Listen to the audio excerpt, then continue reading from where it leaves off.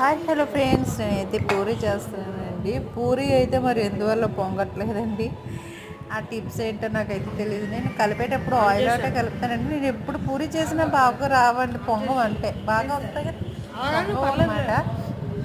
అలాగే చపాతీ చేస్తే బాగానే చేస్తానులేండి. ఎందుకంటే బాగానే వస్తాయి, మెత్తగానే ఉంటాయి చపాతీ అయితే. మరి పూరి ఎందుకు పొంగదో నాకు తెలియదండి. పొంగదు. దీనికైతే కాంబినేషన్ చట్నీ, ఉల్లిపాయలు ఎక్కేసి కొంచెం శనగపిండి చట్నీ చేశానమాట.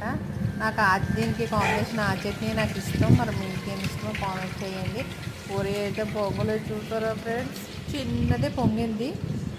కానీ అలా అడ్జస్ట్ అయిపోయి తినేసాం. నాకు ఎప్పుడు చేసిన పూరి నాకు రాలేని కర్రీస్ అయితే అండ్ రాలేని వంటకాలు అయితే పూరి అండ్ చేపల ఫ్రై అయితే రాదండి ఫ్రెండ్స్. నిజంగానే మీకేమేమి వంటలు వచ్చి నాకు కామెంట్ చేయండి ఫ్రెండ్స్, ఓకేనా. నేనైతే ఇలా పూరి చేస్తాను.